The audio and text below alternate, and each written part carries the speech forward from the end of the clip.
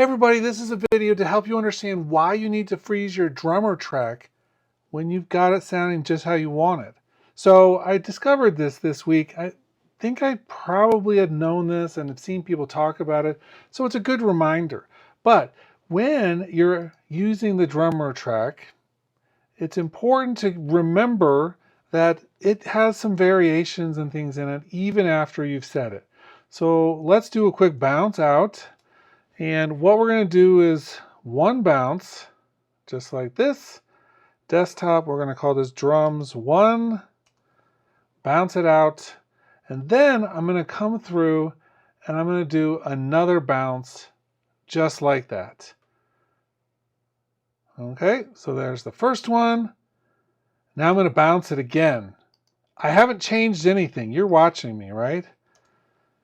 Now there's this thing where you can swap the phase and it should cancel itself out. If you have two things that are exactly the same and you flip one out of phase, then they should just null and void each other, right? We use this a lot to tell if we're getting the same quality for something.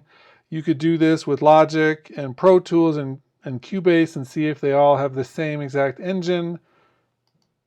Shockingly, most of the time, it is exactly the same. But let's now come through, and I'm just going to grab those files off my desktop. And drum 1, don't import anything, don't import anything. Drum 2, just like that. Now if I play them together,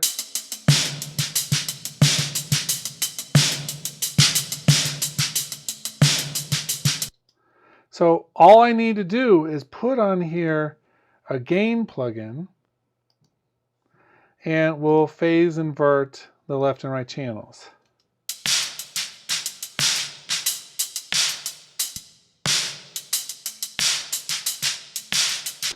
That's the difference between the first export and the second export. Well, some of you may be saying, well, are you sure you did that right? Is that all just making sense? Well, let's try this with the entire song. I'm going to bounce this out. This is going to take 4 exports, so I'm going to pause and come back. Okay, now that I've done just 2 of the 4, just 2 exact same bounces, I want to come in and just really quickly make one change where I'm going to freeze the track. I'm going to push spacebar to freeze it. And then I'm going to do 2 more exports of the same exact project overall. So there we have the freeze. Let's do the 2 bounces. Okay, so now let's go back into our other project where we're doing our testing. I've got my mix 1 and 2. That's just the exact same mix. The drums are not frozen. And then I've got the mix frozen 1 and 2.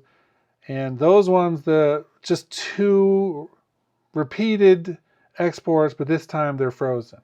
So I can come in here to my mixer and let's just mute everything.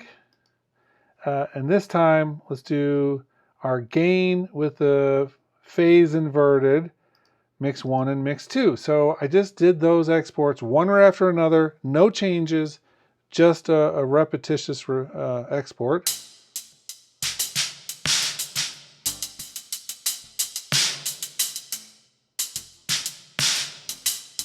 I'm going to mute the second one.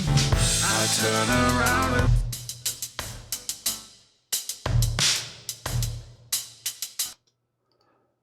And then let's undo the ones where I froze the drummer track. And we'll just play those 2.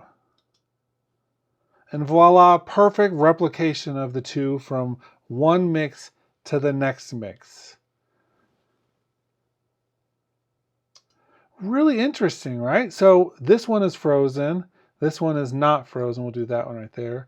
We'll put the gain here. So now I'm doing one unfrozen drummer with one frozen drummer. And it's not exactly the same every time. There's like minor differences.